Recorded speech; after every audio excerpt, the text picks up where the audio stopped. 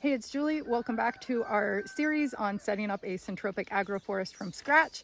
I am out here in the desolate wasteland that we have created in order to go ahead and set up our agroforestry rows. We've already set up one of them and we've detailed that in some prior videos in the series, so go check those out whenever you have a chance. Today we're just going to be covering the entire process of setting a row up all in one video. All right, so our first few steps in this process are already completed because we did it for all three of the rows that we were setting up all at once. So we no longer need to do the clearing. It is already clear, as you can see behind me, except for the trees that we decided we're going to kind of leave behind because they're a little bit more favorable and they're also giving us a head start on some shade trees for our cropping species that we're going to be putting in. So our next step in the process is going to be to draw our line and mark out where our holes are going to be.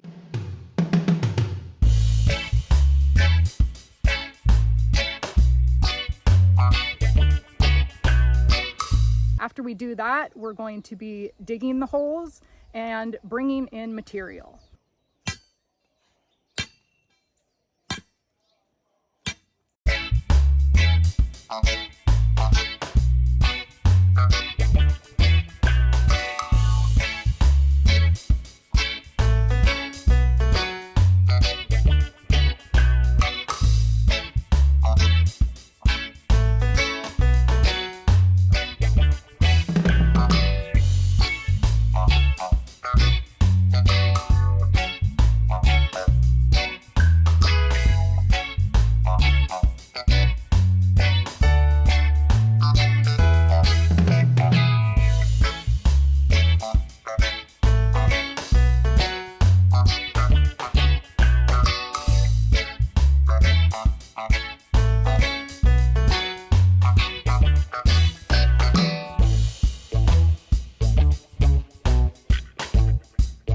After we get the material over here, then we are going to finally be able to go ahead and fertilize and plant our trees. We'll also be redrawing our line at that point in time, just to make sure that we get our trees planted in a straight row.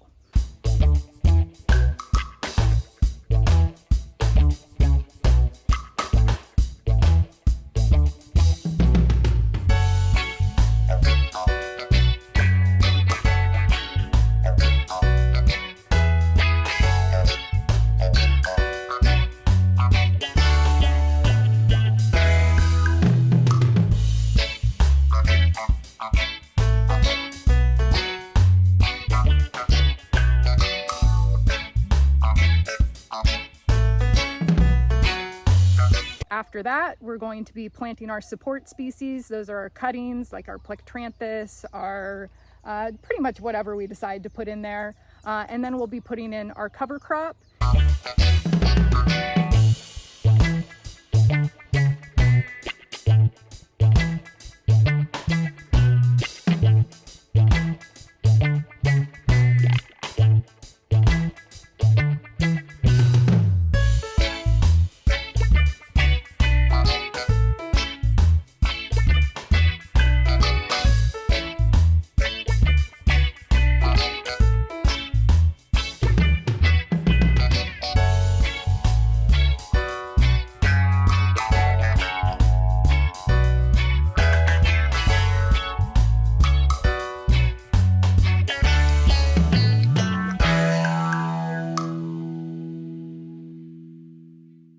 And finally, we will be adding our log mulch and our mulch along the sides of the rows.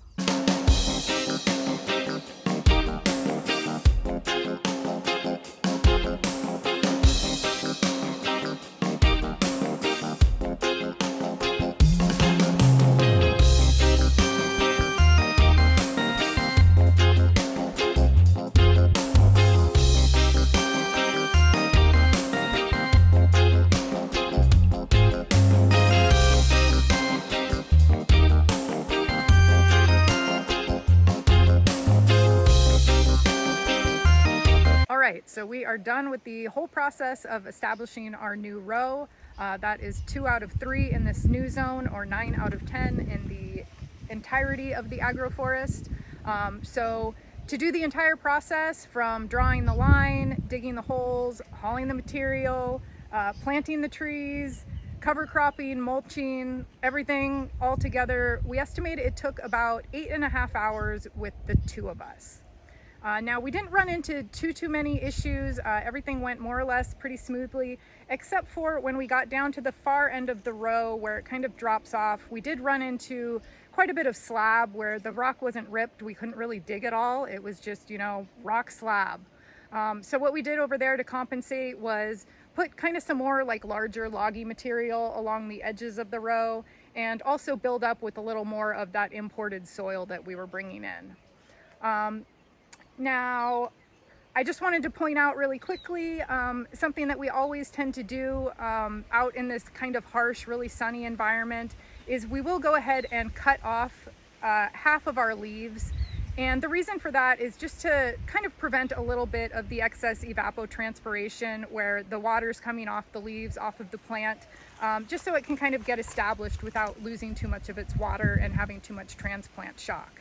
Now Spencer's been having to come out here every day, morning and night, because we have been in a drought, and walking along here, dragging the hose and watering because we don't really have an irrigation tape or anything like that set up. I guess I will just kind of go over a few of the species that are in here we're pretty excited about.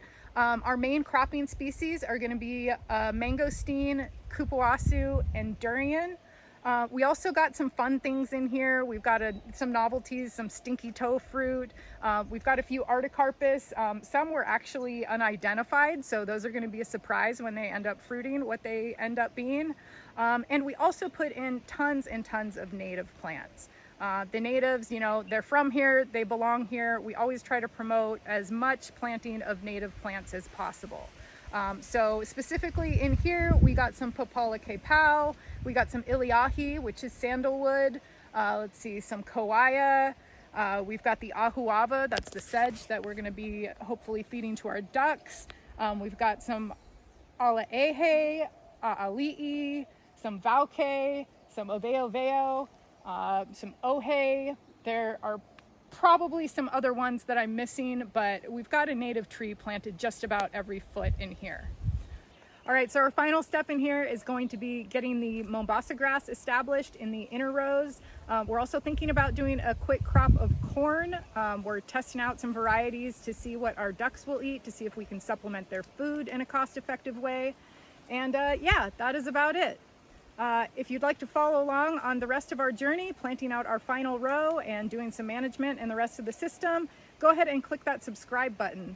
Consider giving this video a like, and if you have any questions or comments, go ahead and drop them down below.